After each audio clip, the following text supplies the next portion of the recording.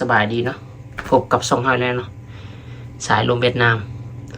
มื้อนี้ก็มารีวิวเครื่องของลูกค้าเนาะเครื่องลูกค้า VIP เนาะ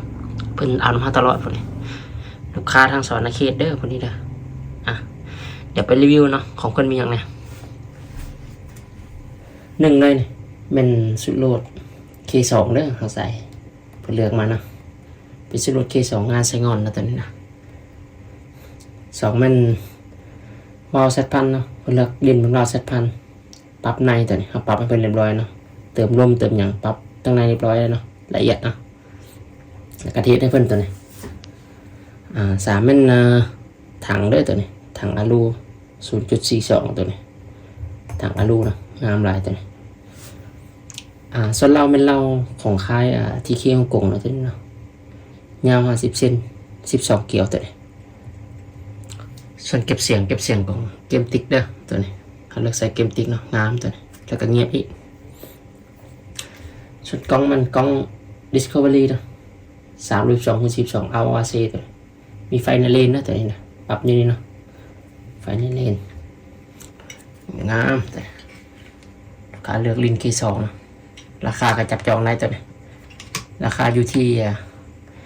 6กลางๆเนาะบ่รวมสูบด้วยราคา6กลางๆจะได้ตามภาพวิดีโอให้เนาะไล่สุดซ่อมแล้วก็โม้อย่างต่างๆเนาะท้ายมันจะพาดูลองเข้าเลยเด้อปรับตามความถนัดเลยพับได้ตัวนี้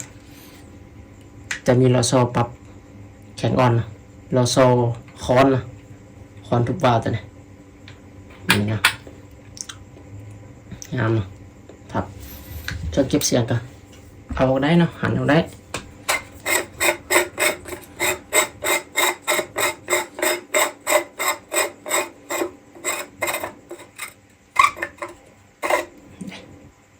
หันออกได้เนาะพับเขาจะสั่นประมาณนี้มาเปล่านะงามเนาะตัวนี้นะใส่ถังคาร์บอนแห้งครับตัวนี้งามไป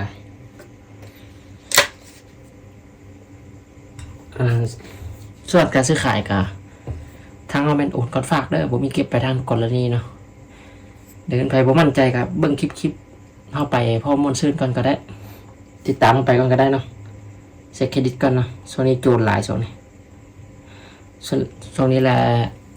เห็นในกลุ่มในอย่างไรลูกค้าเห็นถือและเล่นโอนไวพดแล้วก็มาอัพลงเฟซลงอย่างเนาะถือกูเนาะแนะนำให้เซ็ตเครดิตละเอียดเนาะห้านไหนคือกัน